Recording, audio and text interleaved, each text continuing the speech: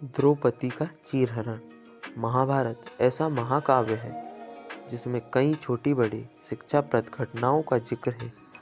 द्रौपदी चीरहरण भी महाभारत की ऐसी ही घटना है।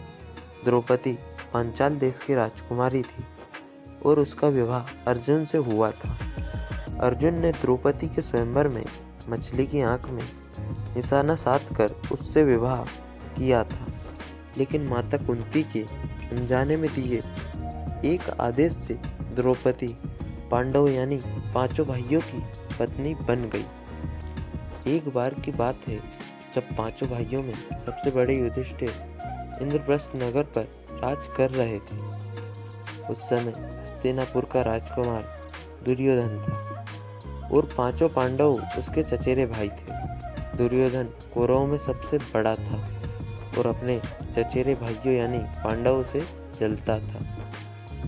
दुर्योधन सबसे ज़्यादा अपने चालाक मामा शकुनी को मानता था। शकुनी ने दुर्योधन को सलाह दी कि वो पांडव को जुआ खेलने के लिए आमंत्रित करे। पांडव ने अपने भाई दुर्योधन का निमंत्रण स्वीकार कर लिया। उस सभा में भरत वंश के शासक धृतराष्ट्र, भीष्म पितामह, द्रोणाचार्य और महात्मा विदुर जैसे महान लोग भी उपस्थित थे। शकुनी मामा ने छल कपट से पांडवों को हराना शुरू किया। इस खेल में पांडव अपना राज्य हार गए।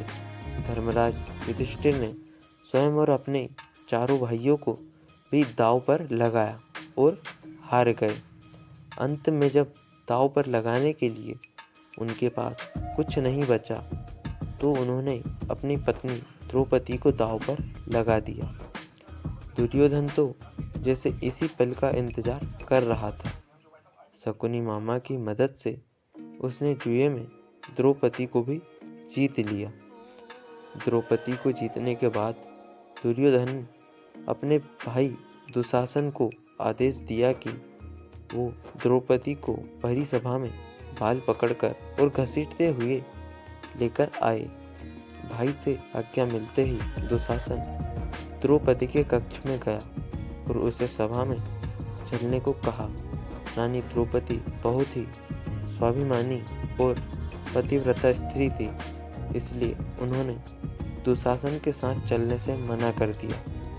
दुशासन ने गुस्से में आकर द्रौपदी के बाल पकड़ लिए और उसे खींचते हुए भरी सभा में लाकर खड़ा कर दिया। दुर्योधन ने दुशासन को आज्ञा दी कि वो द्रौपदी को भरी सभा में निर्वस्त्र कर दे। दुशासन ने जैसे ही द्रौपदी के वस्त्र को हाथ लगाया, द्रौपदी ने श्री कृष्ण को मदद के लिए पुकारा। श्री कृष्ण अपने भक्तों को कभी नाराज नहीं करते। कृष्ण ने जब द्रौपदी की करुण पुकार सुनी तो उन्होंने द्रौपदी की साड़ी को बढ़ाना शुरू कर दिया। दुशासन द्रौपदी का चीर खींचते रहा, लेकिन वो जितना खींचता वस्त्र उतना बढ़ता जाता।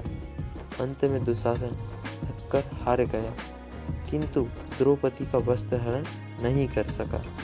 ऐसा कहा जाता है कि महाभारत के युद्ध के पीछे सबसे बड़ा कारण द्रौपदी चीरहरण ही था।